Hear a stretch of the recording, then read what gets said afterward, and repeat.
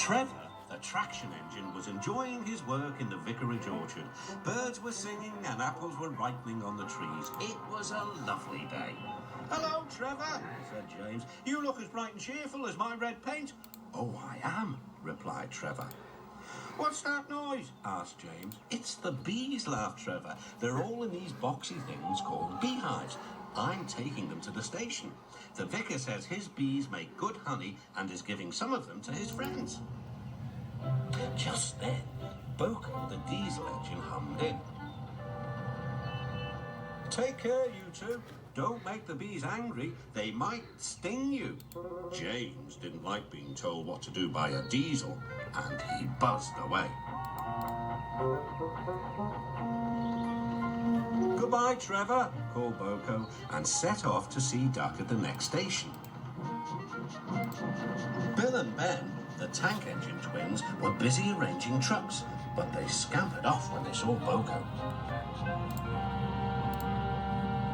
"I remember the first time I met those two," laughed Boco. "They nearly made my eyes pop out. Edward soon put a stop to their games." "Edward is the only one who can keep Bill and Ben in order," chuckled Duck. "I sometimes call them the Bees." "A good name," replied Boco. "They're terrors when they start buzzing around." James bustled in. "What's that, Duck?" he snorted. "Are you afraid of bees? They're only insects after all, so don't let that buzzbox diesel tell you different." "His name is Boco, and he didn't. I wouldn't care," interrupted James. "If hundreds were swarming around, I'd just blow smoke and make them buzz off." "Buzz, buzz, buzz," retorted Duck. The next morning, James arrived at the station to collect his coaches. The passengers were excited and keen to get on board. The platform was crowded, and the porter was in a hurry. "Mind your backs," he shouted. Then there was trouble. The beehive fell and broke open. The station cleared like magic. James heard a familiar buzzing. The bees were too cold to be cross, so they buzzed around the fireman, hoping he'd mend their hive. But he didn't understand, nor did his driver. So the bees turned to James. His boiler was nice and warm. Buzz off, hissed James. One bee burnt his foot. "Ooh, ah, phew, phew." The bee thought James had burnt him on purpose.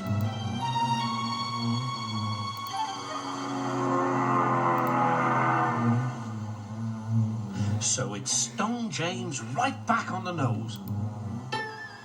"Eee!" whistled James. He had had enough. So had his fireman and driver. They didn't notice till too late that they had left all their coaches behind. They tried everything to get rid of the bees. First, they spun on the turntable, to no avail.